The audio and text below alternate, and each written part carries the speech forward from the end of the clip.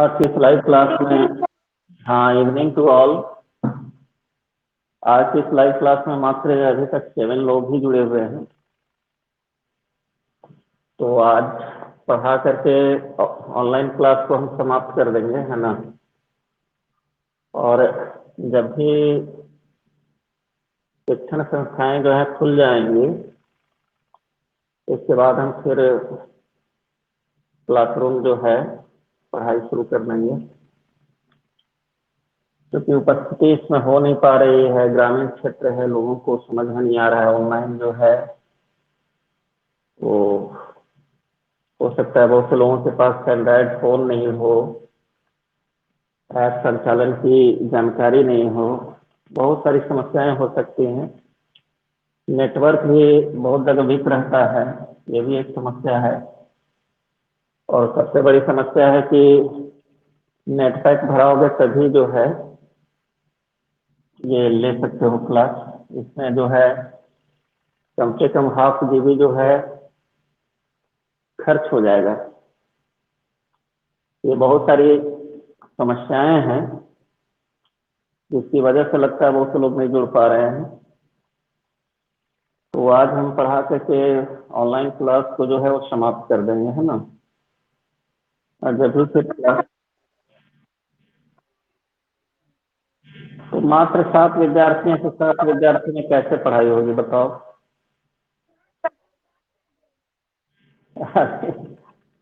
तो 10 विद्यार्थी में ऑनलाइन क्लास नहीं में चल पाएगा।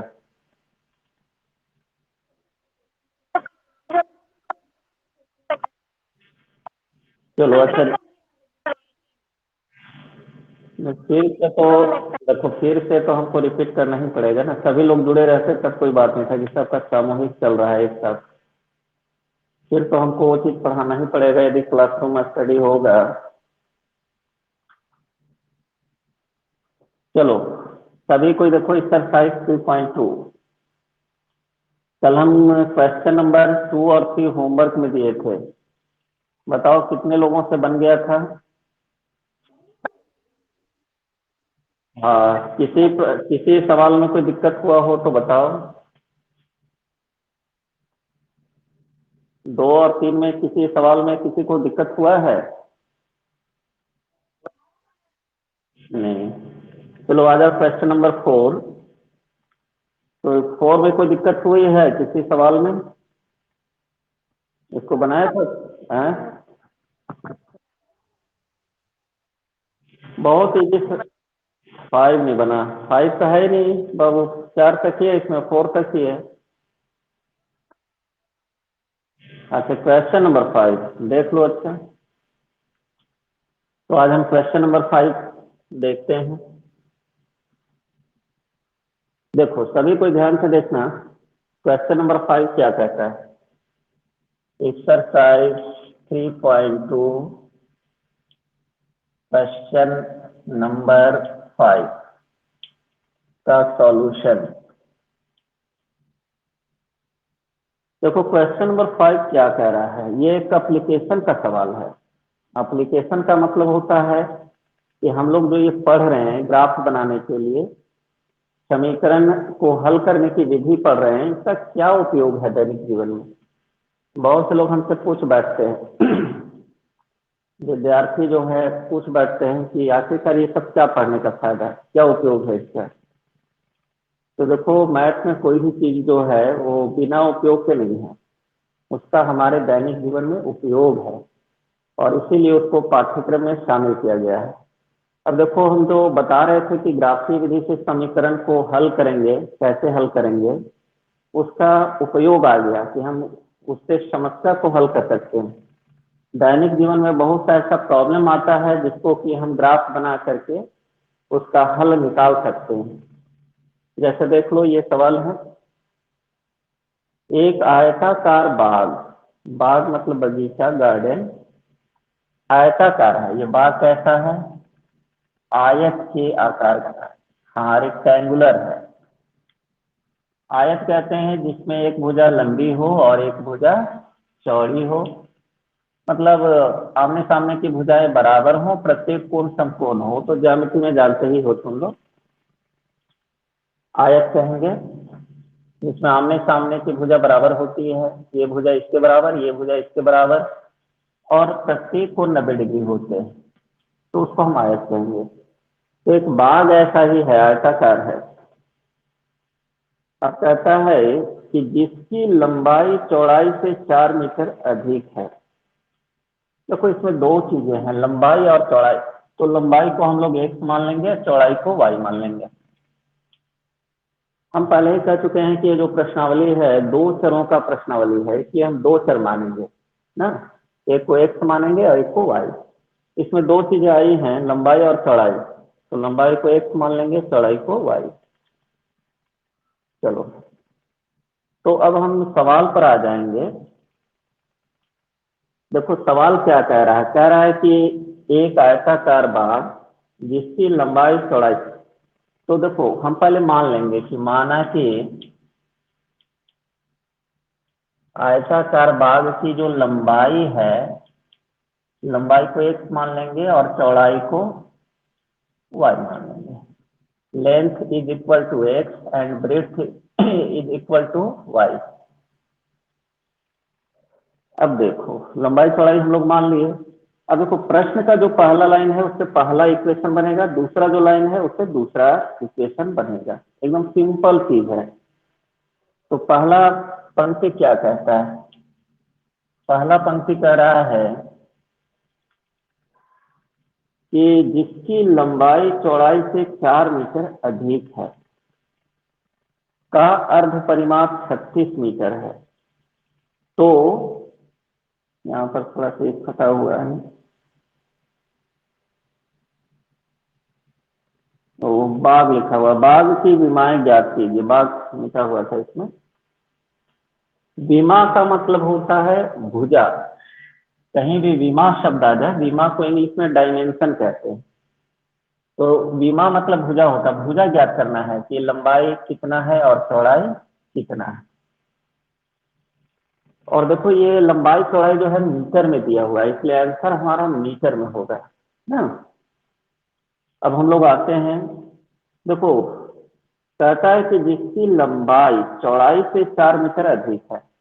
तो देखो ये पहला जो लाइन कर रहा है इसी से पहला समीकरण बन जाएगा। कह रहा है कि लंबाई जो है वो किसके बराबर है, तो चौड़ाई से 4 मीटर अधिक है। ये प्रश्न में पहला लाइन है कि लंबाई किसके बराबर है, चौड़ाई से 4 ज्यादा है, 4 अधिक है।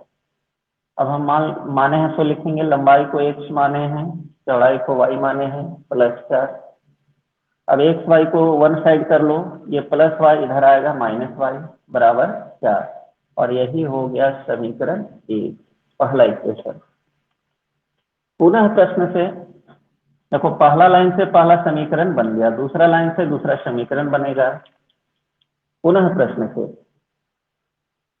कहता है कि देखो शुरू से पढ़ो कि एक आयताकार बाग का अर्ध परिमाप 36 मीटर है। तो देखो इस आयताकार बाग का अर्ध परिमाप दिया हुआ है, अर्ध परिमाप। ये जो बाग है वो आयताकार है, और इस आयताकार आयत के आकार का है, और इसका अर्ध परिमाप दिया है 36 मीटर। तो ये जो दूसरा लाइन है इससे दूसरा समीकरण बनेगा। अब देखो यह जानना होगा, थोड़ा ज्यामिति में जाओ कि आयत के परिमाप का क्या सूत्र होता है। परिमाप का मतलब होता है किनारे की माप, किनारे की माप। तो इसमें देखो ये किनारा में दो लंबाई है, दोनों बराबर है, दो लंबाई है और दो चौड़ाई है, ये और ये लंबाई है, दोनों बराबर है। तो दो लंबाई प्लस दो चौड़ाई। अब इसमें हम 2 कॉमन ले लेंगे, तो लंबाई प्लस चौड़ाई। तो इस तरह से हम पाते हैं कि इसका ये आयत का पूरा परिमाप जो होता है उसका ये सूत्र है, 2 इंटू लंबाई प्लस चौड़ाई। ये याद रखें, ये सूत्र है, आयत का परिमाप का सूत्र है। लेकिन यहाँ कह रहा है कि अर्ध परिमाप, तो हम बटा 2 करेंगे। हाँ हाँ, तो ये 2 से 2 कट जाएगा, तो अर्ध परिमाप का सूत्र होगा लंबाई प्लस चौड़ाई। ये हम समझाने के लिए बता रहे थे। तो देखो, आयत का जो अर्ध परिमाप होगा उसका सूत्र होगा लंबाई प्लस चौड़ाई बराबर 36 मीटर। अब वहां हम देखेंगे कि लंबाई को x माने हैं और चौड़ाई को क्या माने हैं, y, बराबर 36। और यही हमारा हो गया समीकरण 2। अब देखो, समीकरण 1 और समीकरण 2 दोनों हमको मालूम हो गया। अब हम किसी भी विधि का यूज करके और लंबाई चौड़ाई निकाल सकते हैं। हमको इसमें विमा ज्ञात करना, विमा माने भुजा, लंबाई चौड़ाई। इसमें 2 भुजा है, लंबाई है और चौड़ाई है। तो हमको 2 समीकरण मिल गया। अब ये दोनों समीकरण को हम एक जगह लिखेंगे। ये चूंकि प्रश्नावली ग्राफीय विधि से है, इसलिए हम लोग इसको ग्राफीय विधि से बनाएंगे। वैसे तो अन्य विधि से भी बना सकते हो, लेकिन अन्य विधि तो अभी जानते नहीं हो। अन्य विधि बहुत ही आसान होता है ना। लेकिन चूंकि ये प्रश्नावली ग्राफ का है, इसलिए हम इसको ग्राफीय विधि से ही हल करेंगे। तो देखो, हम इसको ग्राफीय विधि से हल करते हैं।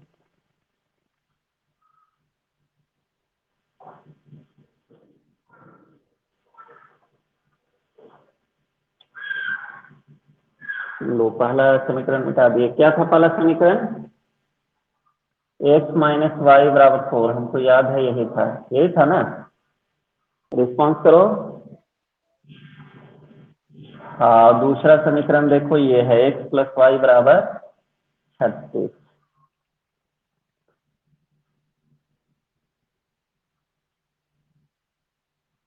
यही 2 समीकरण है। इसका हम लोग ग्राफ बनाएंगे। ग्राफ बनाने का हम तरीका बताए थे कि पार्टीशन करना, लिखना कि समीकरण 1 से इधर बाई समीकरण इक्वेशन फर्स्ट, और इधर लिखना समीकरण 2 से।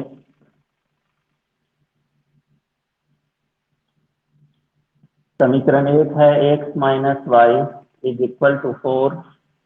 समीकरण 2 है x प्लस वाई बराबर 36। अब हम निकालेंगे इससे x का मान, किसी का भी निकाल सकते हो, x या y ना, तो हम x का ही निकालेंगे। तो ये हो गया 4, माइनस वाई है उधर जाएगा प्लस वाई। इधर भी वही काम करेंगे, ये प्लस वाई है उधर ले जाएंगे माइनस वाई। इसके बाद हम टेबल बनाएंगे। टेबल में कितने खाने होते हैं बताओ, रिस्पॉन्स करो। 9। बहुत अच्छा, बताए थे हम। ये टेबल हम ऐसा बनाएंगे जिसमें कुल 9 खाने होंगे ना। How many boxes? ये 9 बॉक्सेस होंगे ना। देखो, हम यहाँ लिखेंगे x y और यहाँ पर बिंदु लिखेंगे। यहाँ लिखेंगे x y और ग्राफ का बिंदु। देखो, अब हम दोनों में लेंगे, है ना, बिंदु लेंगे। तो y का मान क्या रखें? देखो, इसमें y का मान जो है, मान लो इसमें थोड़ा बड़ा लेना पड़ेगा, क्योंकि ये 36 है तो बड़ा लेना ही पड़ेगा ना। मान लो हम y का मान 16 लेते हैं, सपोज करो। तो 16 और 4 कितना हो जाएगा? 20। x का मान क्या आ जाएगा? 20 आ जाएगा। चलो, और ले लेते हैं, तो आपको बड़ा ही लेना पड़ेगा इसमें, है ना। जैसे क्या ले ले बताओ, कुछ भी ले सकते हो, हमारी इच्छा पर है ना। y का मान 10 ले रहे हो, चलो 10 ले लो। तो 10 लेंगे तो 10 और 4 14। x का मान कितना हो जाएगा? 14। तो हमारा बिंदु हो जाएगा, पहले x लिखेंगे तब y। तो 20 16, पहले x लिखेंगे तब y।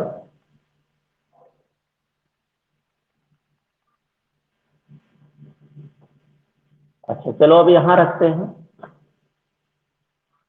तो हम y का मान क्या रखें? तो देखो, y का मान यदि हम यहाँ 16 रखते हैं, तो 36 में से 16 जाएगा 20 ना, यहाँ 16 रखते हैं तो 36 में 16 गया 20, तो एक समान क्या आ जाएगा 20। कुछ तुम लोगों को देखने में कुछ लग रहा है?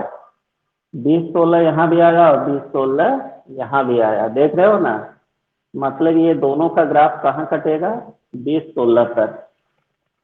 बहुत से लोग कहते हैं कि यदि कॉमन नहीं मिलेगा तब कैसे बनाएंगे? नहीं भी देखो मिले तो ग्राफ में दोनों का ग्राफ वहीं कटेगा, 20 16 पर कटेगा, ये जहाँ कटना है वहीं कटेगा, है ना? लेकिन तुमको ग्राफ पेपर पर बनाना पड़ेगा, क्योंकि ऐसे बनाओगे तो इधर उधर हो सकता है, लेकिन ग्राफ पेपर पर वहीं कटेगा, क्योंकि ग्राफ पेपर नाप करके बनाया हुआ रहता है ना। चलो अब और कुछ ले लेते हैं, y का मान क्या ले बताओ, कुछ भी ले सकते हो। जैसे मान लो हम 20 ले लिए, y का मान क्या ले लिए? 20। तो छोटा ही लो, ज्यादा बड़ा नहीं लो, है ना? तो क्या ले बताओ? कुछ भी लोगे तो बड़ा ही आएगा, क्योंकि 36 है ना। चलो अच्छा 20 ही ले लेते हैं, तो 20 लेंगे तो 36 में से 20 गया 16 ना, 36 में से 20 घटेगा तो x का मान 16 आ जाएगा। तो हमारा बिंदु हो जाएगा 20 16, पहले x तब y, 16 20। तो ये हमारा बिंदु हो गया। बिंदु लेने में किसी को कोई दिक्कत है? रिस्पॉन्स करो। बिंदु ले लोगे ना? ठीक है, चलो बहुत अच्छे, बहुत अच्छी बात, सभी को समझ में आ रहा है। अब देखो हम लोग बिंदु हमें नोट कर लेते हैं एक तरफ, क्योंकि अब ग्राफ बनाएंगे। पहला समीकरण का बिंदु आया है 20 16 और 14 10, और दूसरा समीकरण का बिंदु आया है 20 16 और 16 20। अब हम लोग इसका ग्राफ बनाते हैं। अब हम लोग इसका ग्राफ का ड्राइंग करेंगे। ये देखो ग्राफ जो है ग्राफ पेपर पर ही बनाना चाहिए। परीक्षा में जब इस तरह का क्वेश्चन पूछेगा तो ग्राफ पेपर बना हुआ रहता है, ये जानकारी है तुम लोगों को? एग्जाम का जो कॉपी रहेगा, कॉपी में ग्राफ बना हुआ रहता है ऑलरेडी, है ना? ब्लैक एंड व्हाइट ग्राफ, है ना? वो तुम्हारा जो ग्राफ यूज करते हो वैसा ग्राफ नहीं होता, वो ब्लैक एंड व्हाइट होता है। देखो अब हम इसको ग्राफ बनाते हैं। ये वाई अक्ष है। अच्छा इसमें एक चीज देखो, एक एक भी माइनस में है क्या? माइनस में कोई है पॉइंट? नहीं है। तो माइनस में नहीं है तो हम प्लस में ही सब लेंगे। और देखो इसमें शुरू वाला x का मान है और बाद वाला y का मान है। तो x वाला देखो तो हाईएस्ट कितना है? 20, जहां भी 20 तहाँ भी 20, x पर 20 तक लेना पड़ेगा। और इस पर देखो तो इस पर हाईएस्ट, इस पर भी 20 है ना? तो दोनों जगह 20 है। और ठीक है, तो हम ऐसा ग्राफ बनाएंगे। देखो इसमें तो माइनस है नहीं, सब प्लस है, तो ये ऐसे हम ग्राफ ले सकते हैं। इसमें माइनस साइड जो है कम कर देंगे ना, माइनस है ही नहीं, और ये मूल बिंदु हो गया। अब देखो हमको x पर 20 तक लेना है, y पर भी 20 तक लेना है। तो तुम 4 4 का भी ले सकते हो अंतराल, है ना? 4 में, हाँ 4 का ले सकते हो, है ना? 10 और 14 लेने में थोड़ी दिक्कत हो सकती है, 4 का ले सकते हो, 4 का ही लेते हैं। देखो हम एक तक पर लेते हैं, 4 8, है ना? 4 4 बढ़ते जाएगा, 12 16 20। इधर भी वैसे ही लेंगे, 4 8 12 16 20। 4 4 का हम अंतराल लिए हैं। 4 का पहाड़ा इधर भी पढ़ोगे, 4 का पहाड़ा इधर भी पढ़ोगे, 4 4 का अंतराल लिए हैं। अब चलो हम बिंदु बनाते हैं इस पर ना। देखो पहला समीकरण का ये बिंदु है 20 16, ये x अक्ष पर लेंगे, ये y अक्ष पर ना। तो 20 16, तो देखो एक्स अक्ष पर 20, वाई अक्ष पर 16। देखो 20 के ऊपर और 16 के सामने। ये पहला पॉइंट हो गया 20, 16। इसके बाद है 14, 10। देखो एक अक्ष पर 14 ना, तो 14 कहाँ पर होगा, थोड़ा ये देखने की चीज है। देखो 12 और 16 के बीच में 4 का अंतराल है, 12 4 16 ना। तो आधा जो है बीच में आधा लेंगे हम, तो इधर भी 2 और उधर भी 2 ना, 2 और 2 4। ये पूरा अंतराल 4 का है, तो आधा अंतराल 2 का होगा ना। तो देखो ग्राफ में जो है, जो 2 में इंटेंस लाइन रहेगा गहरा कलर का, और बीच में थोड़ा हल्का कलर का रहता है, तो वही हाफ है ना। तो वहीं से हम लेंगे, ये 14 हो जाएगा, 12 16 के बीच में 14 हो जाएगा। तो 14 से बढ़ेंगे ऊपर 10 तक लेना है। कहाँ तक? इधर 10 कहाँ आएगा, 8 और 12 के बीच में आएगा। क्यों आएगा? क्योंकि देखो ये 4 है, अंतराल 4 है, तो 4 है तो आधा 2 होगा ना। तो 8 और 2 10, तो यही 10 होगा। अब ये दोनों जहां कटेगा, यहां से हम लिए हैं 14, एक से 14, वाई से लिए हैं 10। तो ये देखो हमारा पहला समीकरण का ग्राफ बन गया। अब इसको हम मिटा देंगे, ये तो ग्राफ पेपर पर उकेरा हो रहा था लाइन, ये समझाने के लिए हम लाइन खींचते हैं ना। तो यही दोनों बिंदु है, तो हम क्या करेंगे कि स्केल की सहायता से इसको मिला देंगे। यही पहला समीकरण का ग्राफ हो गया, समीकरण फर्स्ट।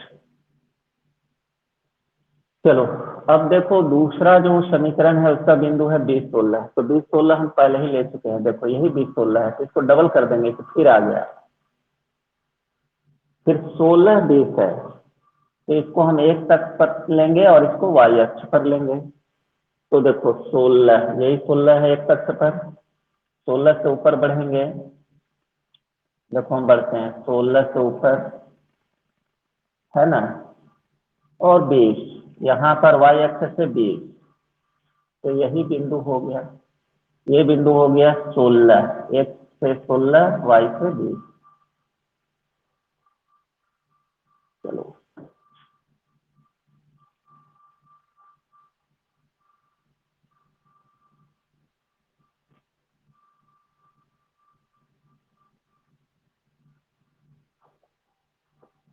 अब देखो हमारा जो दूसरा समीकरण है, ये पहला बिंदु है, ये दूसरा बिंदु है, ये पहला बिंदु, ये दूसरा बिंदु, इन दोनों को देखते हुए हम मिला देंगे एकदम सीधा लाइन स्केल की सहायता से।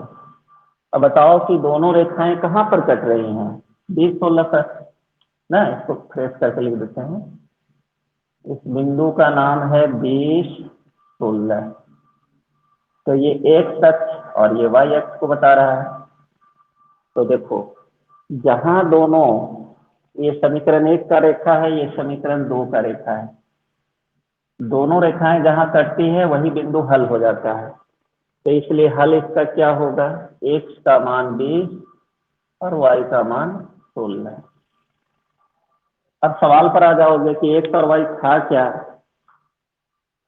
देखो एक्स क्या था, याद करो, एक्स था बाग की लंबाई को हम लोग माने थे, वाई था बाग की चौड़ाई।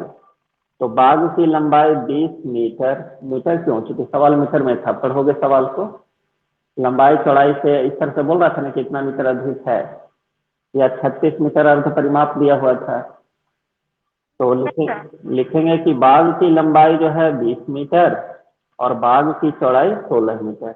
इस तरह से देखो ग्राफ बना करके हम बाग की लंबाई और चौड़ाई दोनों को ज्ञात कर लेते हैं। अब बताओ इस सवाल में किसी को कोई दिक्कत है? रिस्पॉन्स रिस्पॉन्स करो। नो, बहुत अच्छा। चलो अब आगे बढ़ते हैं, अगला सवाल देखो, क्वेश्चन नंबर 6। ये परीक्षा में आने वाला क्वेश्चन नहीं है, है ना। कुछ क्वेश्चन ऐसे होते हैं जो केवल प्रैक्टिस के लिए होते हैं, परीक्षा के लिए नहीं होते हैं, तो फिर भी उसको बना लेना चाहिए, है ना। देखो क्वेश्चन नंबर 6 क्या कह रहा है कि एक रैखिक समीकरण 2x plus 3y minus 8 is equal to 0 दी गई है। देखो पहला समीकरण तुमको दे दिया है, फिर कह रहा है कि दो चरों में एक ऐसी और रैखिक समीकरण लिखिए ताकि प्राप्त युग्म का ज्यामितीय निरूपण जैसा कि। देखो इसका सवाल को समझो। कह रहा है कि पहला समीकरण तुमको दे दिया है, दूसरा समीकरण अपने से लिखने के लिए कह रहा है। फर्स्ट इक्वेशन दिया हुआ, पहला समीकरण दिया हुआ है और दूसरा समीकरण तुमको अपने से लिखना है। अब कैसा समीकरण लिखना है? जिसका ज्यामितीय निरूपण माने ग्राफ, ज्यामितीय निरूपण जब एक है, ज्यामिति मतलब ग्राफ, है ना, ज्यामिति में ही ना ग्राफ बनता है, निर्देशांक ज्यामिति में। तो ज्यामितीय निरूपण कहेगा का मतलब ग्राफ, कि उसका ग्राफ ऐसा होना चाहिए। देखो दूसरा समीकरण हमको ऐसा लिखना है कि दोनों समीकरणों का ग्राफ कैसा हो। तो पहला कह रहा है कि प्रतिच्छेद करती रेखाएं हो, माने पहला समीकरण और दूसरा समीकरण दोनों का ग्राफ प्रतिच्छेद करे। तो प्रतिच्छेद कब करेगा? जब अद्वितीय हल होगा, है ना। प्रतिच्छेद कब करेगा? जब a1 बाई a2 बराबर नहीं होगा b1 बाई b2 के। ये तो हम शर्त बताए हैं ना। फिर कह रहा है कि समांतर रेखाएं हों, तो दोनों समीकरण का ग्राफ समांतर रेखा कब होगा? तो हम शर्त बताए हैं कि a1 बाई a2 बराबर हो b1 बाई b2 के ना, लेकिन बराबर नहीं हो c1 बाई c2 के। तो ये समानांतर होगा, है ना, दोनों का ग्राफ समांतर होगा और इसका कोई हल नहीं होगा। तीसरा है कि संपाती रेखा हो, तो दोनों का ग्राफ संपाती कब होगा? जब a1 बाई a2 बराबर होगा b1 बाई b2 के, बराबर होगा c1 बाई c2 के, तीनों बराबर होगा। तो हम इसमें कोई भी एक बताते हैं और फिर इसको अपने से बना पाओगे तुम लोग, है ना। तो जैसे देखो हम बता रहे हैं, ध्यान से देखना।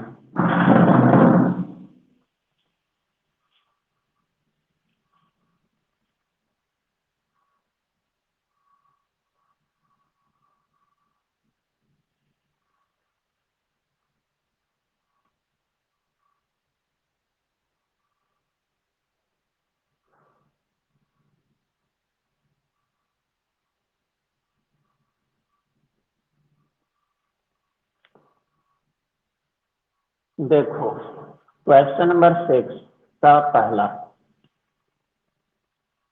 कहता है कि एक हमको प्रश्न में देखो एक समीकरण दे दिया है। प्रश्न से पहला समीकरण दिया हुआ है 2x प्लस 3y माइनस 8 बराबर 0।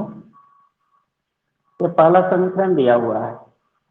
दूसरा हमको अपने से लिखना है ना। ये प्रश्न से दिया हुआ है, दूसरा हमको अपने से लिखना है कल्पना करके ना। दो चरों में एक ऐसी रैखिक समीकरण लिखिए ताकि दोनों का ज्यामितीय निरूपण प्रतिच्छेद करती रेखाएं हो। तो देखो पहला में है कि प्रतिच्छेद करती रेखाएं हों, माने दोनों कटे। पहला समीकरण का ग्राफ और दूसरा समीकरण का ग्राफ दोनों प्रतिच्छेद करे एक बिंदु पर। तो देखो ये तो तभी होगा जब a1 बाई a2 कल हम शर्त बताए थे, ये बराबर नहीं हो b1 बाई b2 के, बराबर नहीं हो c1 बाई c2 के। अब बताए थे कि यदि दो को भी कर दोगे तो हो जाएगा ना। यदि ये दोनों फर्स्ट वाला बराबर नहीं है तो भी कटेगा ये।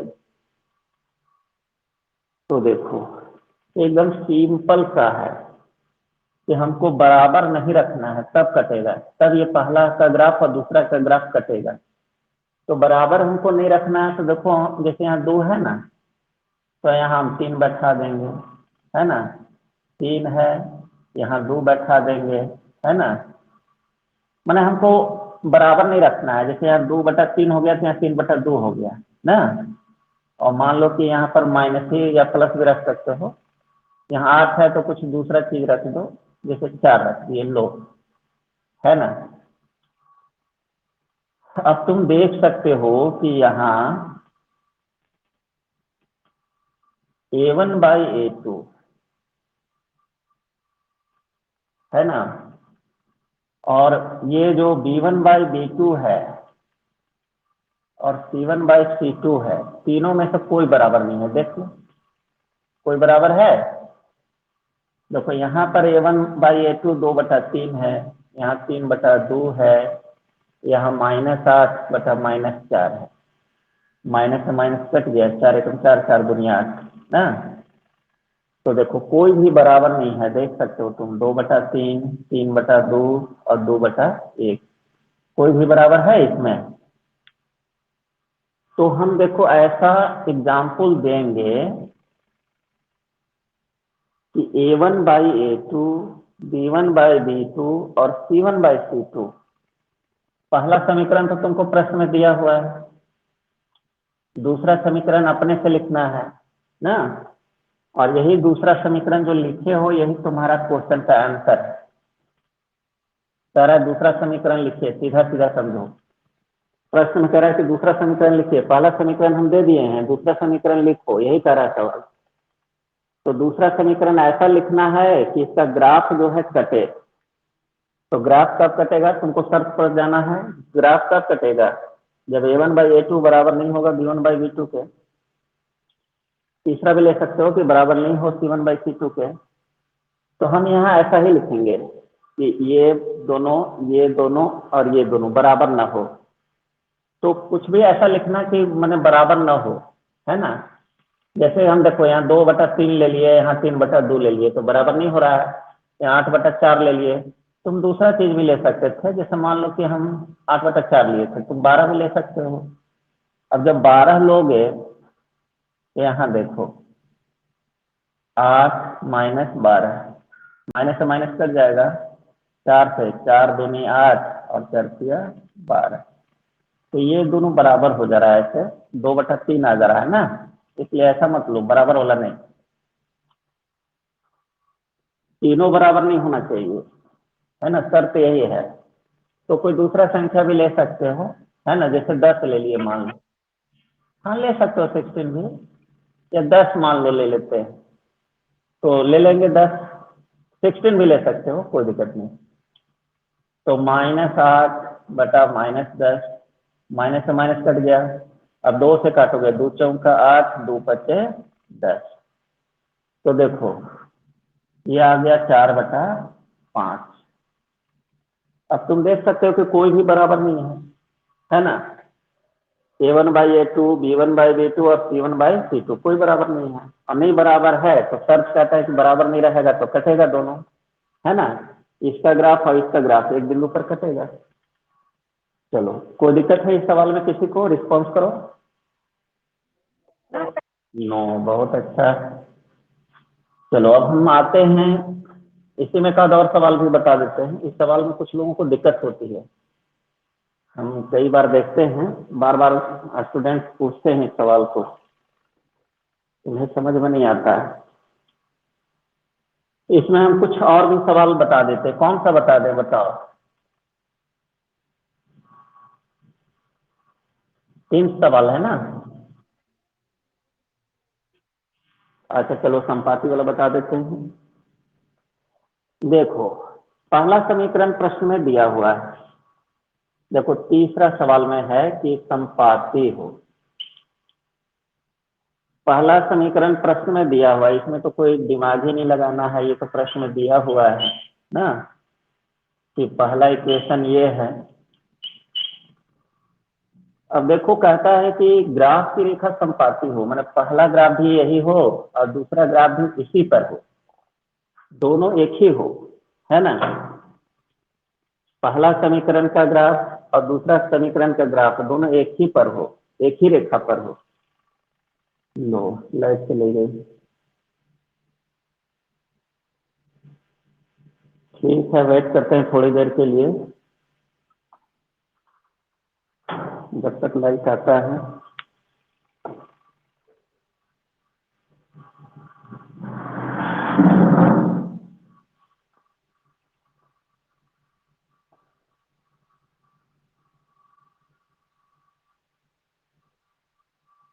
माइक कभी कोई ऑन कर लो।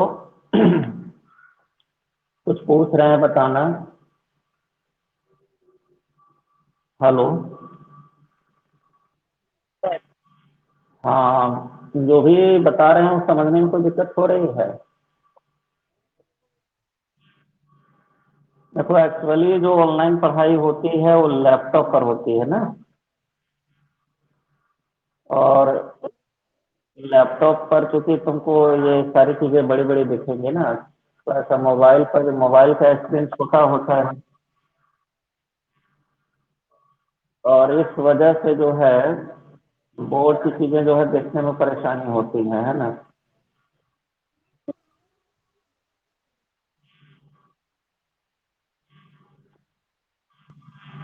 वो दिखाई देता है ठीक से?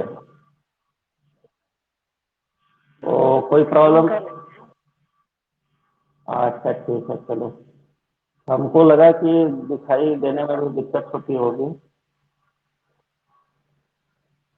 एक्चुअली क्या है कि एक्चुअली होता क्या है, देखो कि ये सब शहरों की चीज है ऑनलाइन क्लासेस। और वहां पर लोग लैपटॉप या टैब से पढ़ते हैं।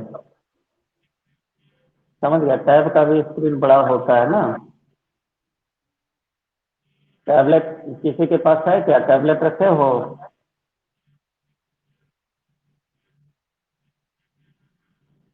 टैब से कितने लोग पढ़ाई कर रहे हो?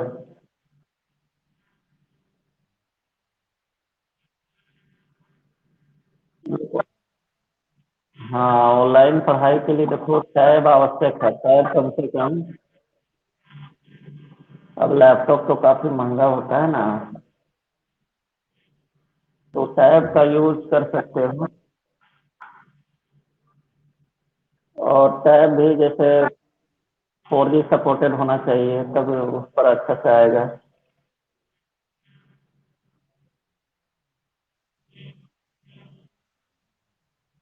हाँ, टैब तो महंगा होगा ही, है ना।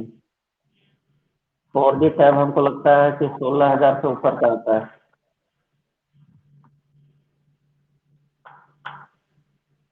चलो, जब मोबाइल पर अच्छा से समझ में आ जा रहा है तो ये अच्छी बात है। हमको तो लगा कि स्क्रीन जो है छोटा होता है ना, इसलिए दिखाई पढ़ने में दिक्कत होती होगी। और इससे देखो थोड़ा सा आंखों पर जोर पड़ने की भी संभावना होती है ना। और आंखों पर जब जोर पड़ेगा तो दृष्टि दोष हो जाएगा।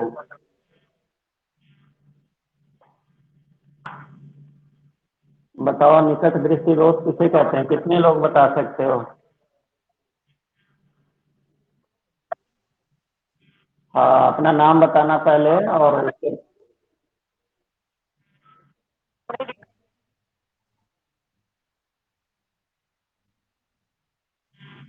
पहले नाम बताओ। पहले एक अनीस पांडे। हाँ, ठीक है, अनीस पांडे बताओ पहले।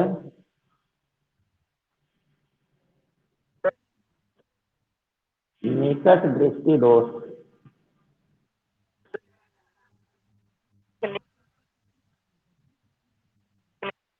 हाँ, बिल्कुल ठीक। हम बताए थे कि निकट दृष्टि माने निकट की दृष्टि रहती है, लेकिन इसमें दूर का चीज दिखाई नहीं देता है ना।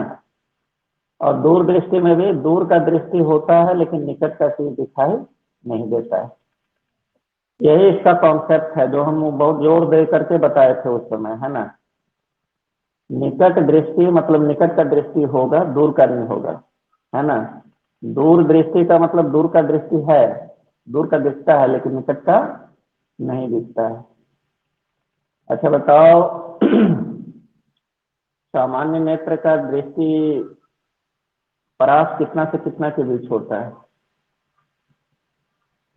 कहाँ से कहाँ तक सामान्य नेत्र देख सकता है, बताओ।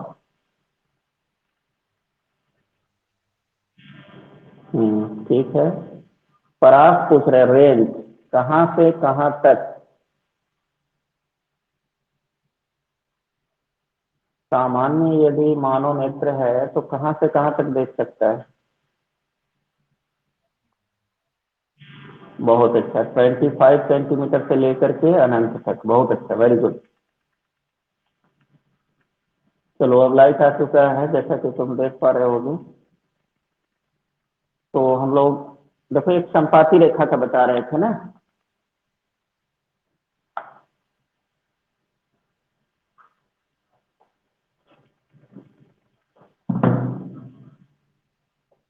देखो तो ये फर्स्ट इक्वेशन जो है वो दिया हुआ है। अब सेकेंड इक्वेशन जो है हमको अपने से लिखना है। अब कह रहा है कि सेकेंड इक्वेशन जो है ऐसा लिखना है कि ये संपाती हो। पहला समीकरण का ग्राफ और दूसरा समीकरण का ग्राफ दोनों जो है एक दूसरे पर हो, है ना, संपाती हो। तो हम कैसे लिखेंगे? तो देखो संपाती कब होता है, पहले इसका शर्त जानो। संपाती होगा जब A1/A2 है ना बराबर होगा B1/B2 और बराबर होगा C1/C2। तीनों बराबर होगा तो उसका अनंत हल होता है। और अनंत हल कब होगा? जब दोनों एक ही पर होगा। एक ही पर पहला ग्राफ और दूसरा ग्राफ दोनों एक ही पर होगा तो हर बिंदु पर कटेगा, तो हर बिंदु ही हल हो जाएगा उसका। तो देखो इसका शर्त यही है कि संपाती कब होगा?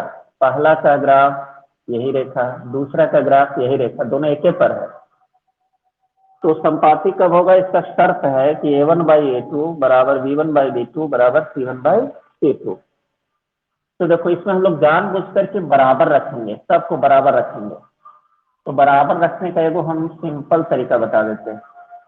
ये दुगना कर दो, दो है तो दो दूनी चार, दुगना या तिगुना भी कर सकते हो।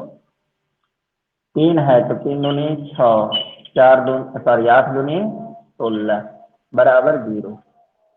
ये डबल कर दो, दो है तो चार, तीन है तो 6, 8 है तो 16। ये अब बराबर हो गया, ये देख सकते हो, जांच करके देख लो। ये हम दूसरा समीकरण लिखे ना। अब थोड़ा जांच कर लेते हैं कि हम जो बनाए हैं वो सही है कि नहीं है। तो देखो हम लिखेंगे A1/A2, या पहले हम इस संख्या को ही लिख लेते हैं। देखो ये A1/A2 है, B1/B2 है और C1/C2 है। अब इसको काट करके देख लो तो सब बराबर आ जाएगा। देखो दो एकम दो, दो दूनी चार, तीन एकम तीन, तीन दूनी छः, माइनस से माइनस कट गया, 8 एकम 8, 8 दूनी, ये भी हाफ, ये भी हाफ और ये भी हाफ। तो मामला साफ ना कि सब बराबर है, इच आर इक्वल ना। और जब सब बराबर है तो A1/A2 बराबर B1/B2 बराबर C1/C2। तो जो हम बनाए हैं बिल्कुल सही है। तीनों बराबर आएगा तो संपाती होगा। पहला का ग्राफ और दूसरा का ग्राफ दोनों का ग्राफ संपाती होगा, एक ही रेखा पर होगा। तो हमको आंसर क्या करना था? पहला समीकरण दिया हुआ था, दूसरा समीकरण हमको अपने से लिखना था। तो यही आंसर हो गया, दूसरा समीकरण। चलो इसमें किसी को कोई दिक्कत है बताओ, रिस्पॉन्स करो।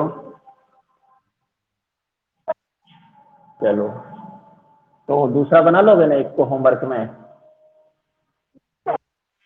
ठीक है, चलो अब आ जाओ लास्ट सवाल पर। इसका लास्ट क्वेश्चन क्या कहता है?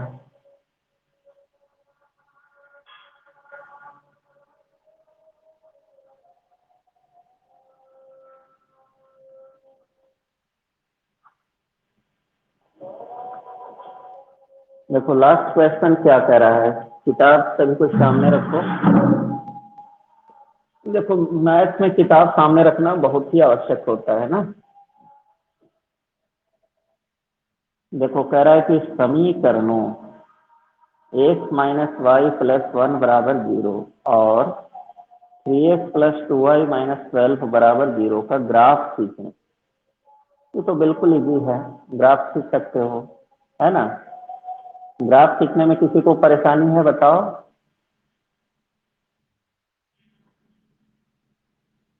कैसे ग्राफ खींचोगे? समीकरण एक का बिंदु निकालोगे और समीकरण दो का बिंदु निकालोगे, है ना।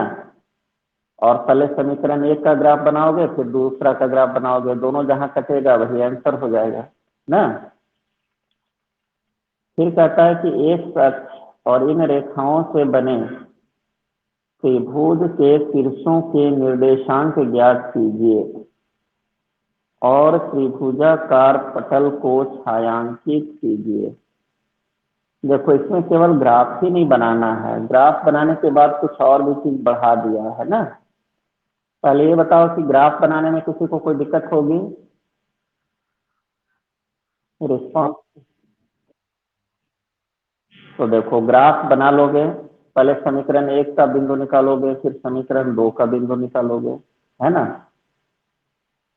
अब दोनों का बिंदु निकालने के बाद पहला समीकरण का ग्राफ और दूसरा समीकरण का ग्राफ दोनों जहां पर कटेगा, है ना, वही समीकरण का हल हो जाएगा। लेकिन इसमें हल नहीं करना है, खाली कह रहा ग्राफ खींचे तो ग्राफ खींच लेना है। अच्छा, ग्राफ खींचने के बाद आगे क्या कह रहा है सो समझो।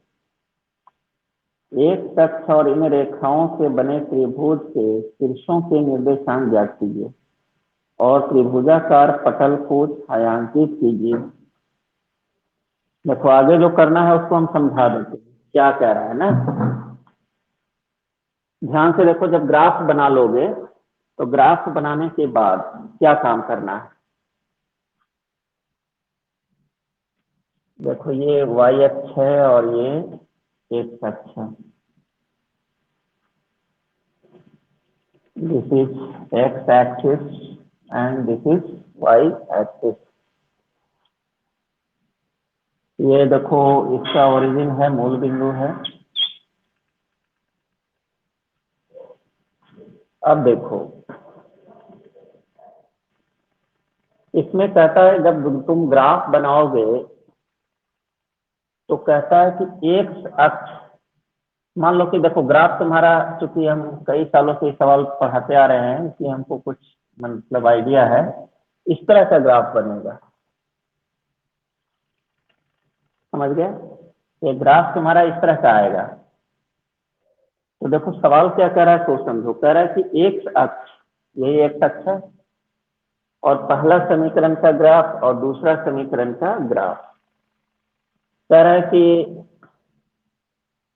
के बीच एक त्रिभुज बन जा रहा है। ये कैसी आकृति बन रहा है? त्रिभुज। तो कह रहा है कि त्रिभुज को छायांकित करें, तो देखो हम छायांकित कर दिए। कह रहा प्रश्न में कि त्रिभुजाकार आकृति को छायांकित कीजिए, कर दिए। सवाल को ठीक शेडिंग करना, छाया करना, रंग ना भरना, है ना। शेडिंग, शेडिंग मतलब होता है छायांकन ना। छायांकित करना का मतलब होता है भर दो, है ना। उसको रंग से भर दो या ऐसे ही पेंसिल से भर दो ना।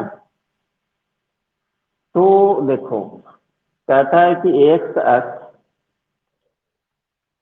फिर कहता है कि पहला समीकरण का ग्राफ और दूसरा समीकरण का ग्राफ के बीच जो त्रिभुज बन रहा है इसको छायांकित करें। छायांकित माने भर दो उसको रंग से ना, रंग से भरो या पेंसिल से ही उसको, है ना, पूरा भर दो, छायांकित कर दो।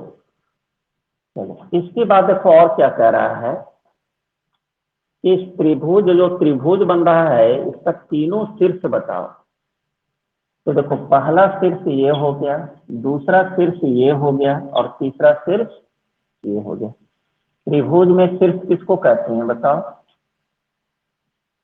ये जो कोण होता है ना इसी को शीर्ष कहते हैं। जहां पर दो रेखाएं आपस में मिलती हैं उसी को हम शीर्ष कहते हैं, कोना को ना। वर्टेक्स इंग्लिश में क्या कहते हैं? वर्टेक्स। तो देखो ये जो तीन शीर्ष है इसका हमको निर्देशांक पूछ रहा है कि ये तीनों का निर्देशांक ज्ञात कीजिए, है ना।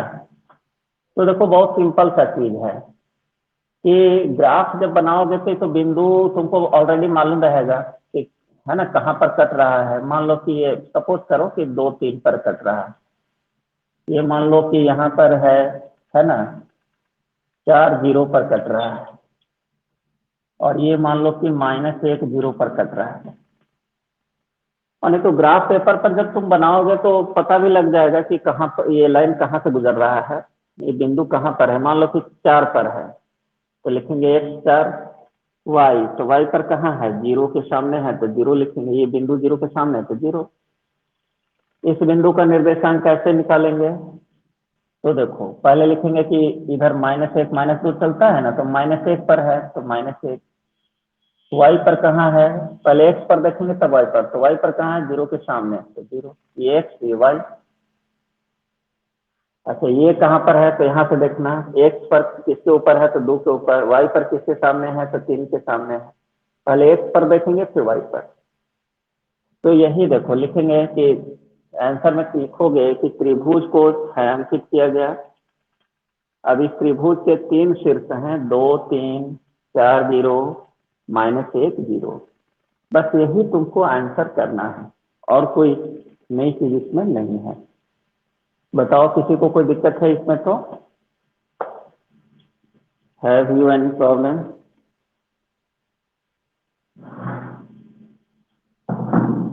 बताओ,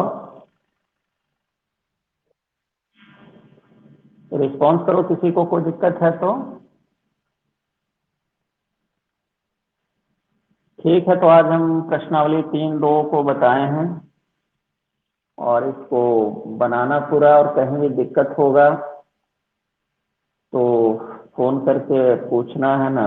लाइव क्लास अब चला पाना लगता है संभव नहीं है, क्योंकि बताओ 10 विद्यार्थी भी नहीं जुड़ पाते हैं, है ना।